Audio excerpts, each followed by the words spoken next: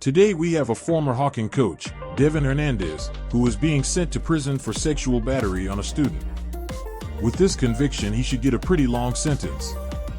But he had a very good lawyer. So let's see how this judge dispenses justice in the state of Ohio.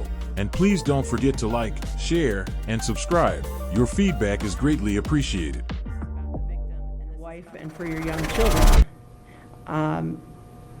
and how this is what has happened will affect them.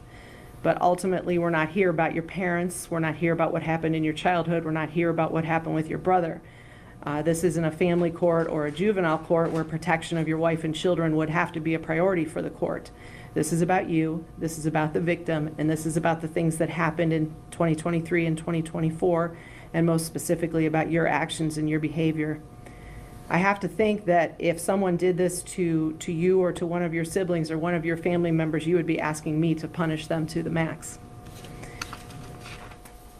When a teenager in high school is struggling with something too big for them to handle, we hope that they would go to their parents. And if they couldn't go to their parents, perhaps a relative or a trusted friend or maybe a teacher or a coach.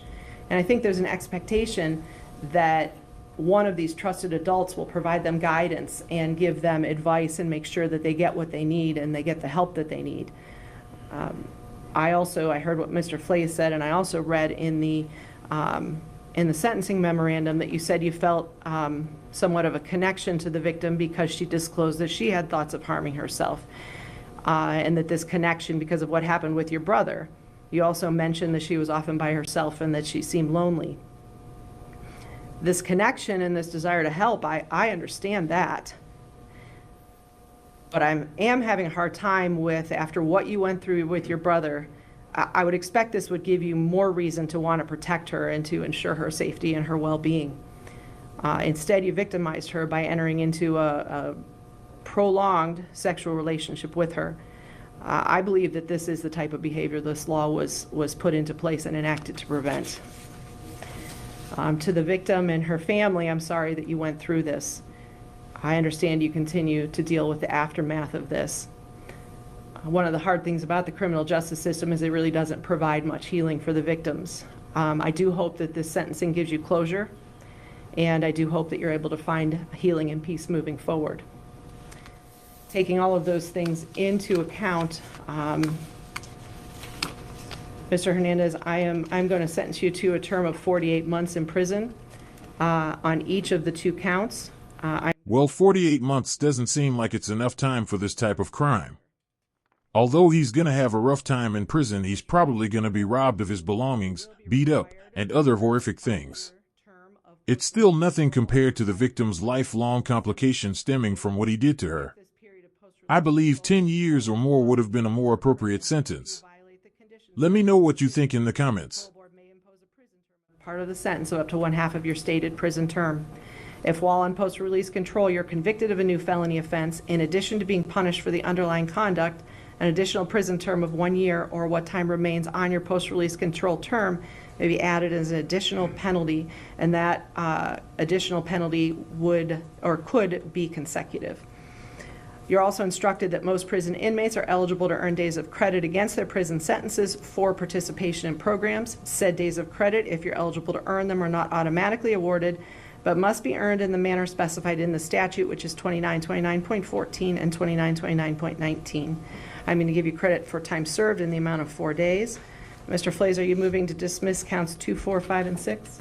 I am, Your Honor. All right, counts 2, 4, 5, and 6 are dismissed. Mr. Hernandez, you are also responsible for the court costs in this case. If you fail to pay any financial penalty or costs, the court may order you to perform up to 40 hours a month of community service until the court is satisfied that you're in compliance with an approved payment schedule. If you perform community service on this basis, your financial penalty or costs will be reduced to the extent of the federal minimum wage. The court isn't ordering any payment plan or community service at this time, but renders judgment against you for the cost for which execution may issue. I will limit the amount that they can take from your inmate account to $5 a month while you're incarcerated. I believe that covers everything I needed to cover. Mr. Flays, anything else on your end? Nothing further from the state, Your Honor. All right, thank you. Mr. Clammer, anything Nothing else? good. All right, thank you. We're adjourned. Please remain in the courtroom until after the deputy exits. Please have a seat in the back.